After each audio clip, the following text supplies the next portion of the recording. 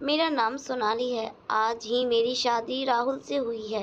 एक ऐसे परिवार में जो रुतबे और पैसे दोनों में बहुत ऊंचा था।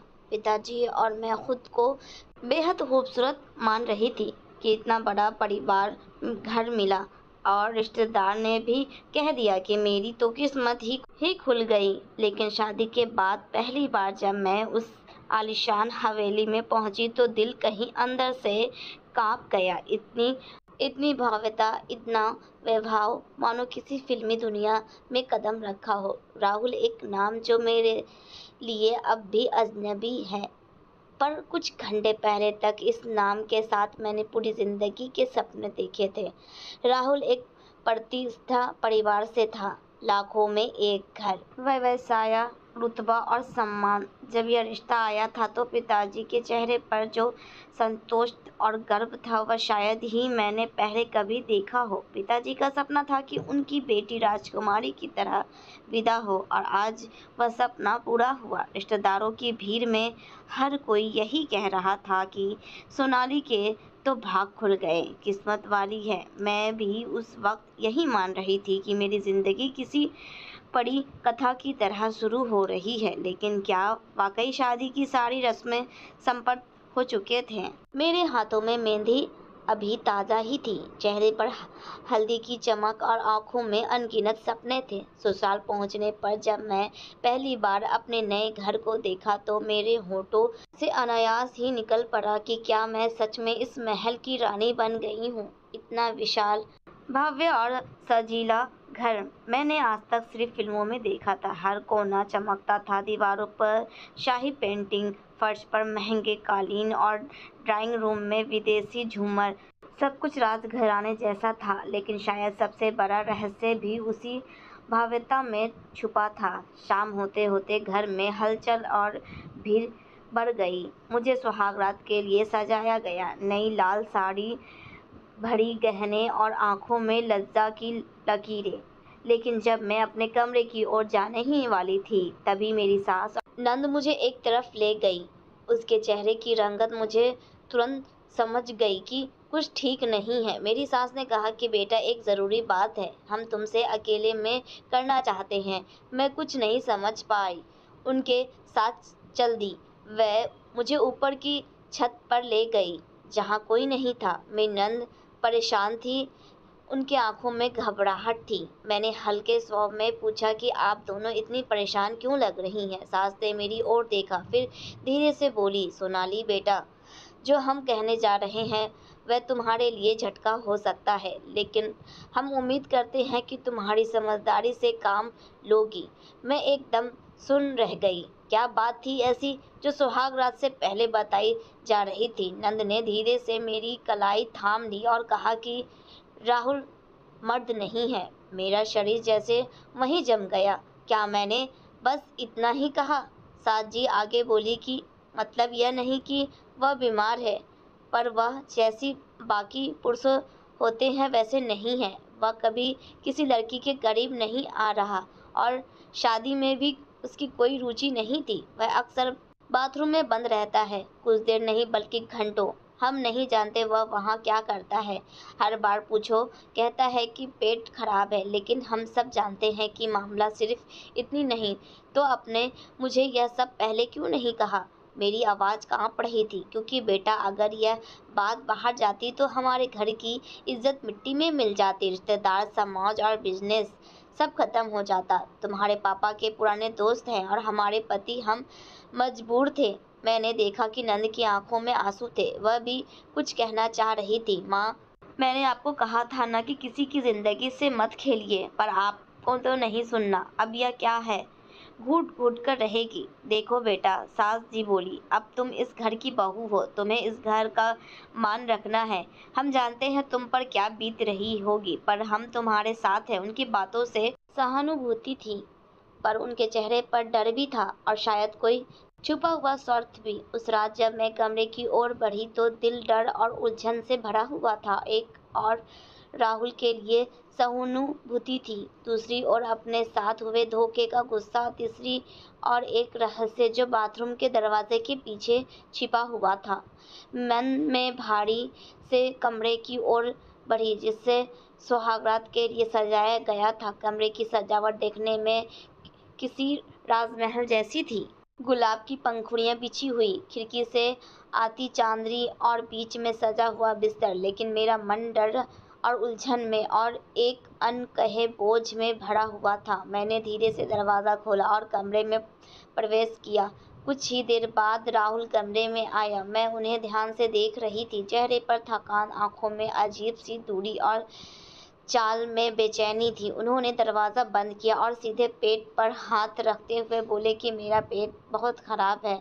फिर बिना कुछ कहे सीधे बाथरूम की ओर बढ़ गए। मैं हक्का-बक्का रह गई। वही सब हो रहा था जो मेरी सास ने कहा था। मैं बिस्तर पर बैठी रही। सारी रात की कल्पनाएं, सजना, मेहंदी की खुशबू सब फीकी पड़ चुकी थी। मैं चुपचाप उस बाथरूम के दरवाजे की ओर देख रही थी, जो अब मेरे लिए एक गहरे रहस्य का प्रतीक बन चुका था। अंदर से कभी पानी गिरने की आवाज़ आती तो कभी जैसे कुछ गिरा हो। समय बीतता गया। 1 घंटा, फिर 2 घंटे और रोहित बाहर नहीं आया। मैं समझ नहीं पा रही थी कि क्यों सोचूं, क्या वह सचमुच बीमार है या कुछ और चल रहा। जब वह आखिरकार बाहर आया तो चुपचाप अपनी साइड के बिस्तर पर जाकर लेट गया, बिना मेरी ओर देखे, बिना एक शब्द कहे। मेरे दिल में एक हुक उठी। क्या मेरी शादी सिर्फ एक सामाजिक ढकोसला बनाकर रह गई है? सुबह मैं सबसे पहले बाथरूम में गई। वहाँ जो देखा उसने मेरी जिंदगी में भ्रम और गहरा कर दिया। कोने में एक नई सिल्की नाइटी रखी थी, बिल्कुल नई और बेहद कीमती। पास में कुछ मेकअप आइटम्स भी थे, लिपस्टिक, पाउडर, आईना, लाइनर, सब कुछ नया और सजाया हुआ। मेरे शरीर में सुरखुरी दौड़ गई। क्या यह मेरे लिए रखा गया था? एक पल को लगा कि शायद राहुल ने यह सबूत मुझे दिखाने के लिए रखा हो, लेकिन फिर मेरी सास की बातें याद आई। वह मर्द नहीं, उसे कोई रुचि नहीं, तो फिर यह चीज़ किसके लिए थी? कहीं वह मेरे मन में पहली बार संदेह की सुई घूमी। नीचे सास और ननद फिर मुझसे मिली। नंद का चेहरा गंभीर था और सास थोड़ी दिखावटी चिंता के साथ पूछने लगी, बेटा रात कैसी रही? मेरे रोते हुए बस इतना कहा, जैसा आपने कहा था वही हुआ। नंद मेरी ओर देखती रही और फिर गहरी सांस लेते हुए बोली, माँ, मैं पहले ही कह रही थी किसी लड़की की जिंदगी से मत खेलो, लेकिन आपने नहीं सुना। अब यह क्या इस घर में ऐसे ही घुट घुट कर रहेगी? सास ने तुरंत जवाब दिया, बेटा हम तुम्हारे साथ हैं, तुम जैसी फैसला लो उससे के साथ हैं। बस एक बात का वादा करो, जो कुछ हुआ है वह घर से बाहर नहीं आना चाहिए। उसके इस आगाह में कहीं न कहीं एक गुप्त स्वार्थ छिपा हुआ था, जैसे वह चाहती थी कि मैं खुद ही इस रिश्ते से दूर हट जाऊं। लेकिन बिना कोई तमाशा किए मैं अब खुद को बेहद अकेले और टूटा हुआ महसूस कर रही थी। उस रात फिर वही हुआ। राहुल कमरे में आया, थोड़ी देर बैठा, फिर वही पेट पकड़कर बाथरूम चला गया। लेकिन इस बार बाथरूम से कुछ गिरने फूटने की आवाज़ आई, जैसे किसी ने गुस्से में कुछ चीज़ें फेंकी हो। फिर दरवाज़ा खुला और वह थोड़ी ही देर में बाहर आ गया, बिना कोई बात किए। जब सुबह बाथरूम में गई तो अंदर का दृश्य अलग ही था। नाइटी फटी पड़ी थी, मेकअप बिखरा हुआ था और डस्टबिन में एक छोटा सा कार्ड पड़ा था जिस पर लिखा था, टू माई ब्यूटीफुल वाइफ। यह शब्द पढ़ते ही मेरे अंदर हलचल मच गई। क्या यह सब वाकई मेरे लिए था? अगर राहुल मर्द नहीं है तो यह गिफ्ट क्यों? या फिर मेरी सास और नंद मुझसे झूठ बोल रही है? मेरे भीतर की औरत जो अब तक दर्द से दब चुकी थी, अब सवाल उठने लगी थी। मैंने फैसला किया, अब किसी से जवाब दिए बिना चैन नहीं मिलेगा। अब तक मैं जिस सच को मान चुकी थी वह अचानक झूठ लग रहा था। एक और मेरी सास और नंद का दावा था कि मेरे पति राहुल मर्द नहीं है, और दूसरी ओर बाथरूम में मिला गिफ्ट, उस पर लिखा, टू माई ब्यूटीफुल वाइफ, कुछ और ही कह रहा था। मेरा मन कह रहा था कुछ गड़बड़ है, बहुत गड़बड़ है। इस उलझन को सुलझाने का एक ही तरीका था, सच को उसी जड़ से पकड़ना। मैंने सवेरे ही घर की सबसे पुरानी और भरोसेमंद नौकरानी संतोषी काकी को रसोई के मैं अकेले पकड़ा। उनका स्वभाव बहुत सीधा था और वह मुझे देखकर हमेशा इस दिल से मुस्कुराती थी। मैंने बात शुरू की, काकी, राहुल जी बचपन में कैसे हैं? क्या वह हमेशा ऐसे ही चुपचाप रहते थे? उन्होंने बिना कोई हिचकिचाहट के जवाब दिया, बेटी, राहुल बाबू तो बहुत सीधे और शालीन लड़के हैं, लेकिन पिछले कुछ महीनों से उनके चेहरे पर बहुत उदासी है। जब उससे उनके पिताजी का स्वर्गवास हुआ है, तब से उनकी माँ और बहन उन पर बहुत दबाव बनाने लगी है। मैंने थोड़ा और खुरेदने चाहा, क्या कोई खास बात थी शादी को लेकर? काकी ने एक पल चुप रहकर चारों ओर देखा, फिर बोली, हाँ बेटिया, दरअसल आपकी शादी तो राहुल बाबू के पापा ने तय की थी ना। उनकी माँ और बहन तो चाहती थी कि राहुल बाबू की शादी उसके बहन से ससुराल में किसी रिश्तेदार लड़की से हो। बहुत कोशिश की गई, लेकिन राहुल बाबू के पापा बहुत सख्त थे। उन्होंने कहा, मेरी पसंद सोनाली है, और बस। और उसी दिन शादी तय हो गई। मेरी शरीर सिहर उठा। मैंने कांपती आवाज़ से पूछा, तो क्या मेरी सास और नंद मेरी शादी के खिलाफ थी? काकी ने सिर हिलाया। हाँ हाँ, बिल्कुल। बहुत झगड़े हुआ करते थे घर में। कुछ दिन तो राहुल बाबू ने खाना भी छोड़ दिया था, लेकिन उनके पापा का आदेश पत्थर की लकीर था। और जब आपने घर में कदम रखा तो मैंने उनके चेहरे पर हल्की सी खुशी देखी थी, जो बहुत वक्त बाद दिखी थी। अब सारी तस्वीर साफ हो चुकी थी। मेरी सास और नंद ने मुझसे झूठ बोला था। उन्होंने राहुल को मेरे खिलाफ भड़काया और मुझे राहुल के खिलाफ कर दिया। उन्होंने हमारे बीच साजिश रची ताकि मैं इस घर से खुद ही रिश्ता तोड़ दूं और अपनी मनचाही बहू ला सकूं। मुझे अब राहुल से बात करनी थी, सीधी और साफ और सच्ची बात। उस रात मैं अंदर से कांप रही थी, पर अब डर का कोई स्थान नहीं था। कमरे में जब रोहित आया, चेहरे पर थकान और बेचैनी थी। मैंने बिना रुके कहा कि हमें बात करनी है और आज पूरी करनी है। उन्होंने मेरी ओर देखा, थोड़ी देर चुप रहे, फिर बोले कि अब बात करने का क्या रह गया है? मैं जानता हूँ कि तुम इस शादी से खुश नहीं हो। माँ ने कहा था कि तुम्हारी ज़िंदगी में कोई और है, और तुमने जब सुहाग रात को मुझसे कोई बात नहीं की तो मुझे यकीन हो गया।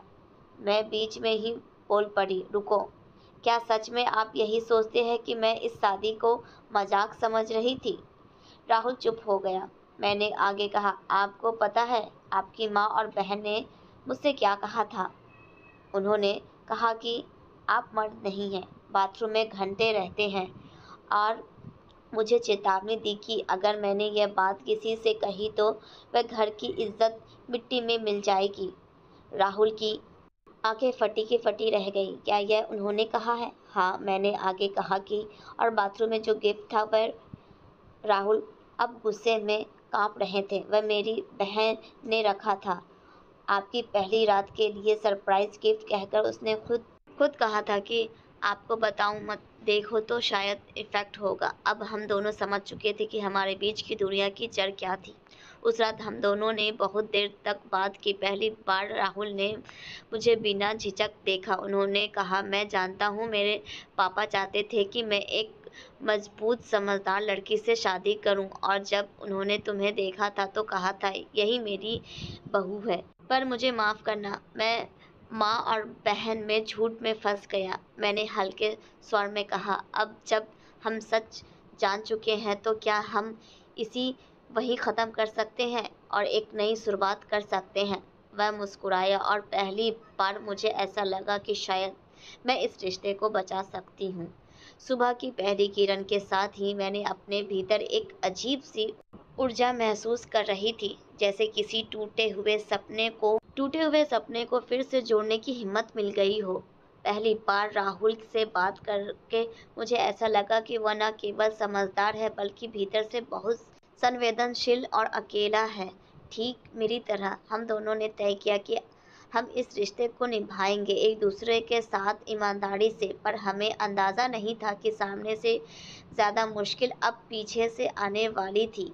अगली सुबह मैंने जैसे ही नाश्ते की मेज़ पर कदम रखा, मेरी सास ननद चेहरे पर बनावटी मुस्कान तैयार रखी थी। सास ने स्नेहा से कहा, बेटा तुम जो फैसला लिया है वह बहुत समझदारी भरा है। हम बहुत खुश हैं। मैंने भी मुस्कुराकर कहा, जी माँ, मैं भी चाहती हूँ कि इस घर में शांति बने रहे। पर मुझे उनके चेहरे के पीछे की चुप चालें साफ दिख रही थी। मेरी नंद ने हल्के से तंज में पूछा, तो क्या अब आप दोनों साथ में बाहर कहीं घूमने का प्लान बना रहे हैं या फिर अपने अपने बाथरूम में वक्त बिताना पसंद करेंगे? मैंने पहली बार मुस्कुराते हुए उसे देखा और कहा, आपने जो गिफ्ट बाथरूम में रखा था वह बहुत प्यारा था, राहुल ने बताया। उनके चेहरे से वह बनावटी रंग कुछ पल में उड़ गया। उन्होंने अब अंदाज़ा हो चुका था कि हमें सब पता चल चुका है।